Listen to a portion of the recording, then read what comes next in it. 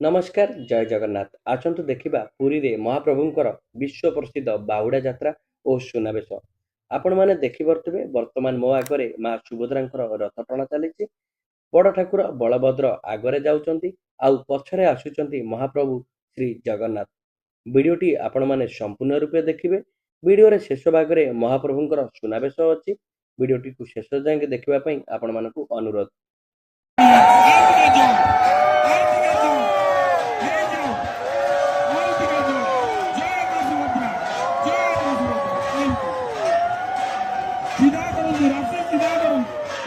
रथ को देखिए रस्सी सीधा करूँ सीधा करूँ सीधा करूँ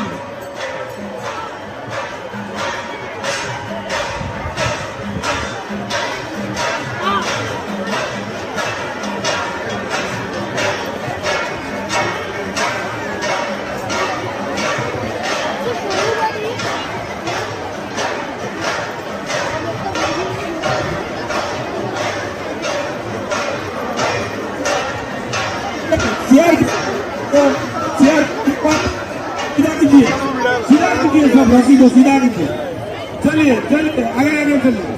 देखिपारुथिबे महाप्रभु श्री जगन्नाथंकर रथ टଣା ହେବା ପୂର୍ବରୁ ଲୋକମାନେ କିପରି ଭିଡ଼ ଲଗେଇଛନ୍ତି। ସତେ ଯେପରି ଜନସମୁଦ୍ର ପାଲଟି ଯାଇଛି ପୁରୀ ବଡ଼ଦାଣ୍ଡ। ଦେଖନ୍ତୁ ମହାପ୍ରଭୁଙ୍କର ରଥ ଏବେ ଆସିବ। ଆଗରେ ଚାଲିଛନ୍ତି ମା ସୁଭଦ୍ରା ଭଉଣୀ, ପଛେ ପଛେ ଆସୁଛନ୍ତି ପ୍ରଭୁ ଜଗନ୍ନାଥ।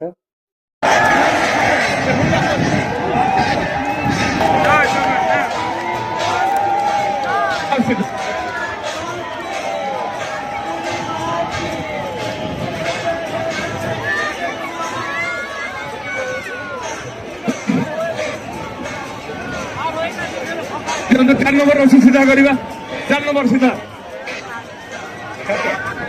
सीधा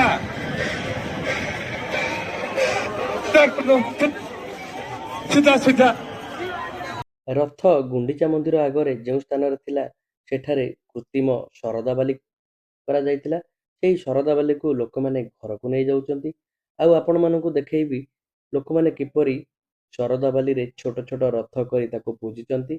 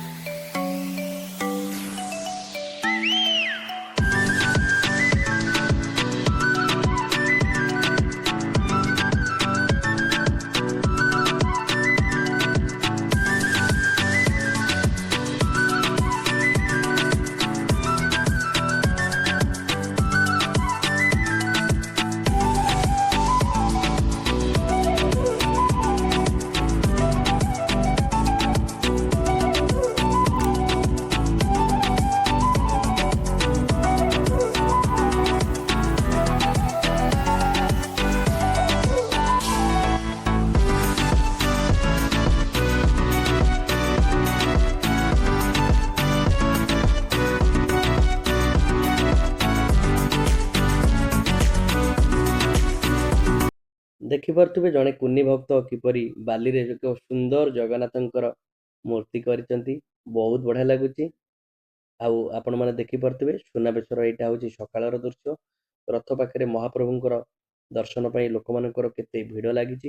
ମୁଁ ମଧ୍ୟ ସକାଳୁ ଆସିଥିଲି ମହାପ୍ରଭୁଙ୍କର ଦର୍ଶନ କରିବା ପାଇଁ, କାହିଁକି ନା ରାତିରେ ସୁନାବେଶରେ ବହୁତ ଭିଡ଼ ହୁଏ।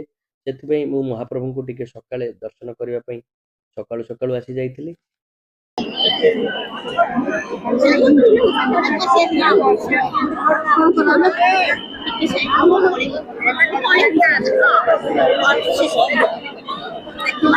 ବର୍ତ୍ତମାନ ଦେଖନ୍ତୁ ଆମେ ସନ୍ଧ୍ୟା ହେଇଗଲା। ସୁନାବେଶ ଯେତେବେଳେ କମ୍ପ୍ଲିଟ୍ ହେଇଗଲା ସେତେବେଳେ ଆମେ ବାହାରିଲୁ ମହାପ୍ରଭୁଙ୍କର ସୁନାବେଶ ଦେଖିବା ପାଇଁ। ଦେଖିପାରୁଥିବେ ଲୋକମାନଙ୍କର କିପରି ଭିଡ଼। ମୁଁ ତ ମୋର ଏଇଟା ଦ୍ୱିତୀୟ ଥରର ଅନୁଭୂତି। ବହୁତ ବର୍ଷ ପୂର୍ବେ ମୁଁ ଆସିଥିଲି ସୁନାବେଶକୁ, ସେତେବେଳେ ଏତେ ଭିଡ଼ ନଥିଲା। ବର୍ତ୍ତମାନ ଆପଣମାନେ ଦେଖିପାରୁଥିବେ କେତେ ଭିଡ଼। ସୋରିଷ ପକେଇଲେ ବି ତଳେ ପଡ଼ିବ ନାହିଁ, ସେଇଭଳି ଭାବରେ ଲୋକ ହୋଇଛନ୍ତି। ମୁଁ ବର୍ତ୍ତମାନ ଚାଲିଛି ମହାପ୍ରଭୁଙ୍କର ଦିବ୍ୟ ସୁନାବେଶ ଦର୍ଶନ ପାଇଁ। ଆପଣମାନେ ମଧ୍ୟ ଭିଡ଼ିଓ ସହିତ ଯୋଡ଼ି ହୋଇ ରହିଥାନ୍ତୁ। ମହାପ୍ରଭୁଙ୍କର ସୁନାବେଶ ଦର୍ଶନ କରଉଛି। आज पवित्र आसंता काली पवित्र प्रभुर शयन द्वादशी आसंता काली संध्या समय जगन्नाथ भगवान जी के रथ के पास निकलेंगे। पहले जगन्नाथ भगवान जी को दर्शन प्राप्त करें, इनके बाद मां सुभद्रा देवी जी को दर्शन प्राप्त करें, आखिरी बलभद्र भगवान जी को दर्शन प्राप्त करके बलभद्र भगवान जी के रथ के पास